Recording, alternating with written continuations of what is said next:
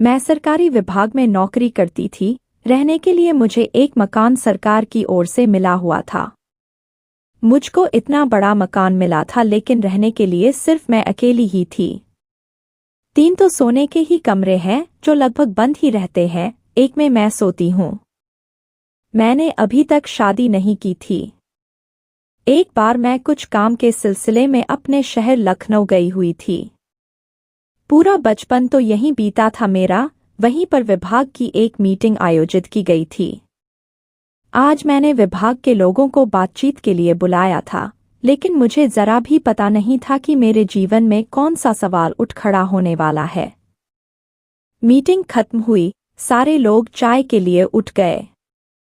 मैं अपने लैपटॉप पर जरूरी टिप्स लिखने लगी, तभी मुझे लगा कोई मेरे पास खड़ा है।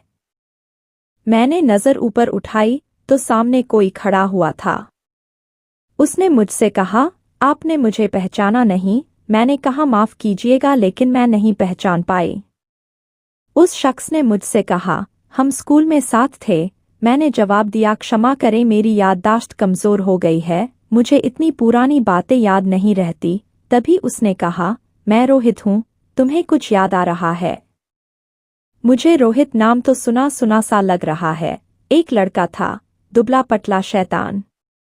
वह बोला, शैतान नहीं था मैं, बेहद चंचल था। मैं उसको गौर से देख रही थी और कुछ याद करने की कोशिश कर रही थी। रोहित स्कूल के कई दोस्तों के नाम और कई बातें बताए जा रहा था। मुझको लगा जैसे मेरा बचपन कहीं खोया झांकने लगा है। पता नहीं कब मैं रोहित के साथ सहज हो गई, हंसने लगी, स्कूल की यादों में डूबने लगी। रोहित की हिम्मत बढ़ी, उसने कह डाला, मैं तुम्हें नहीं भूल पाया, मैं साइलेंट लवर हूँ तुम्हारा, मैं तुमसे अब भी बहुत प्यार करता हूँ। मैंने गुस्से से कहा, यह क्या बकवास है, पागल हो गए हो क्या तुम? स्कूल में ही रुक गए हो क्या?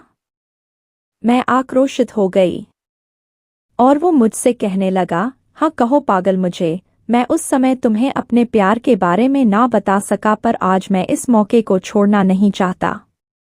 आई लव यू तान्या, तुम पहले तो सिर्फ सुंदर थी, लेकिन अब तो तुम बला की खूबसूरत हो गई हो। मैं झट से वहां उठ गई और अपनी गाड़ी से अपने घर की ओर निकल लेती हूँ। उसका आई लव यू शब्द मेरे कानों में और मेरे दिमाग में रह रहकर गूंज रहा था। कभी यह एहसास अच्छा लगता तो कभी मैं इसे परे झटक देती।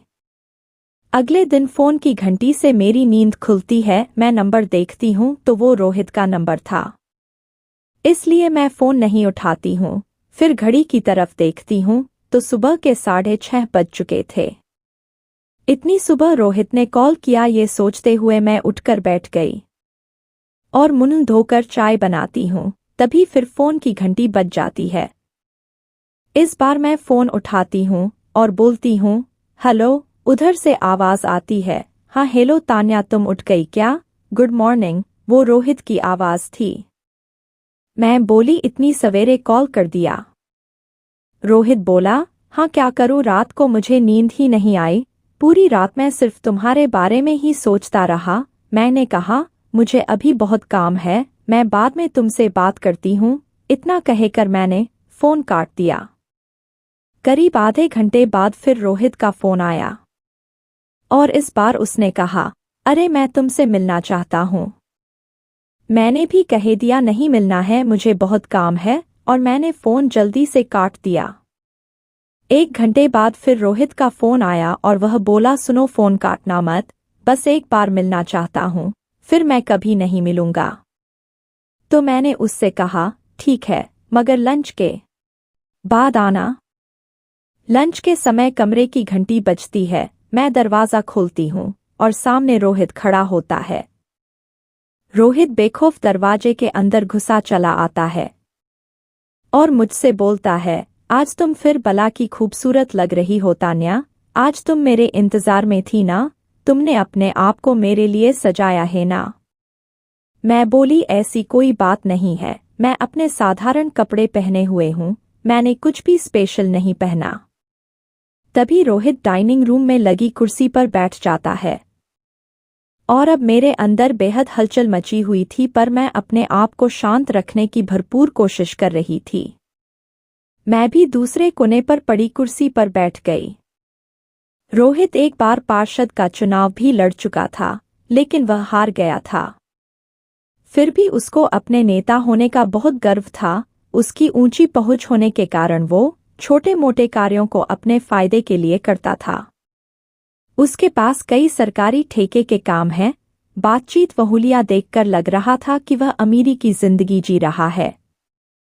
रोहित की पूरी शख्सियत से मैं अब डरी हुई थी और वो मुझसे कह रहा था, तान्या, मैं तुमसे बहुत सी बातें करना चाहता हूँ। मैं तुम्हें अपने दिल की सारी बातें बताना चाहता हूँ। आओ ना, थोड़ा करीब तो बैठो प्लीज। रोहित अपनी कुर्सी मेरे पास सरका कर कहता है, तुम जवान औरत हो। यह सुनते ही पता नहीं क्यों लेकिन अचानक मेरा बदन जैसे सिहर उठा। रोहित ने मेरा हाथ अपने हाथ में दबा लिया था। रोहित की आंखें बाज की तरह मेरे चेहरे को घूरने की कोशिश कर रही थी। मैंने झटके से अपना हाथ खींच लिया और कहा, मैं चाय बनाकर लाती हूँ। इतना कहकर मैं जैसे ही उठने लगी तो इतने में ही रोहित बोला, नहीं नहीं, तुम यहीं बैठो। मैं वहीं पर पास में रखी हुई इलेक्ट्रिक केतली में चाय बनाने लगी। तभी मुझको अपने गले पर गर्म सांसों का एहसास हुआ। मैं थोड़ी दूर जाकर खड़ी हो गई। रोहित ने पूछा, क्या हुआ, तुमने शादी नहीं की पर तुम्हें चाहत तो होती होगी ना? मैंने कहा, कैसी बकवास कर रहे हो तुम? मैं चिल्लाकर बोली, हम कोई बच्चे थोड़े हैं अब। रोहित बोला, बकवास तो तुम कर रही हो मुझसे। ये बोलते हुए वो मेरे इतने करीब आ गया कि उसके होठ मेरे अंगों को छूने लगे। मैं फिर दूर चली गई और मैंने कहा, रोहित, अब बहुत हो गया, अब बस करो, मुझे यह सब पसंद नहीं है। मैंने बेरुखी से कहा। तभी उसने जवाब दिया, एक मौका दो मुझे तान्या। क्या हो गया, तुम्हें अच्छा नहीं लगा क्या? मैं तुमसे प्यार करता हूँ। सुनो तो तुम खुलकर मेरे साथ आओ। इतना कहकर उसने मुझको अपनी गोद में उठा लिया। रोहित की गोद में कुछ पल के लिए मेरी आंखें बंद हो गई और मैं भी बहकने लगी। रोहित ने मुझे बिस्तर पर लिटा दिया और मुझ पर हावी होने लगा। तभी मैंने अपने आप को रोका और बिजली के झटके की तरह मैं उससे दूर खड़ी हो गई और रोहित से कहने लगी, अभी निकलो यहाँ से। रोहित हारे हुए शिकारी की तरह मुझे देखता रह गया। मैं बोली, मैं कह रही हूँ तुम अभी जाओ यहाँ से। रोहित ना कुछ बोला और ना वहां से गया। तो मैंने कहा, मैं यहाँ किसी तरह का हंगामा नहीं करना चाहती हूँ, तुम बस यहाँ से चले जाओ। रोहित ने अपना रुमाल निकाला और चेहरे पर आए पसीने को पोंछता हुआ कुछ कहे बिना मेरे घर से चला गया। मैं दरवाजा बंद करके डर से कांप रही थी। सारे आंसू गले में अटक कर रह गए थे। अपने अंदर छिपी इस कमजोरी को मैंने आज पहली बार इस तरह सामने आते देखा। मुझे बहुत मुश्किल से उस रात नींद आई। अगले दिन फोन की घंटी से मेरी नींद खुली।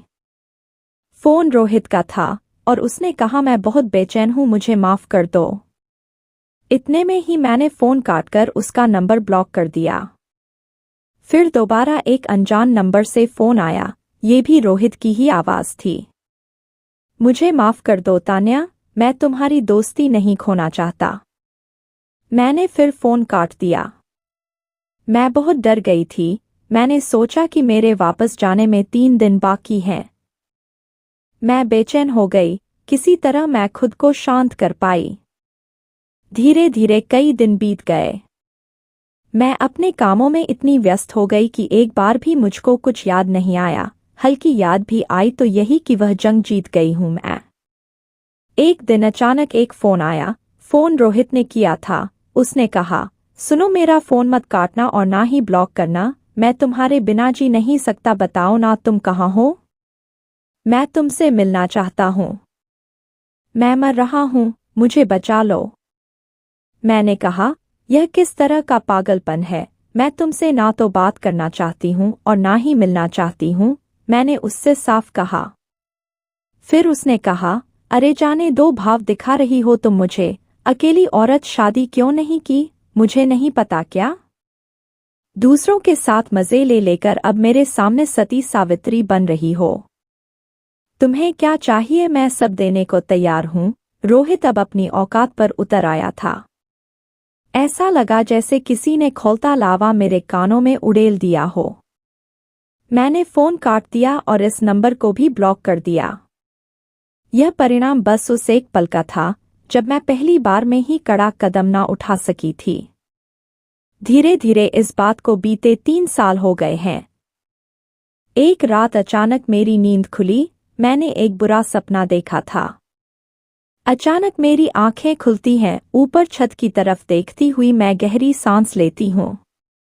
मैं आहिस्ता से उठती हूँ। सर के पास रखी पानी की बोतल से कुछ घूंट अपने सूखे गले में डालती हूँ। आंखें बंद करके मैं पानी को गले से ऐसे नीचे उतारती हूँ जैसे उन सब बातों को अपने अंदर समा लेना चाहती हूँ, पर ये हो नहीं पा रहा था। मैं जाग जाती हूँ। सपने को दोबारा सोचकर मैं फिर बोतल से पानी की घूंट अपने हलक से उतारती हूँ।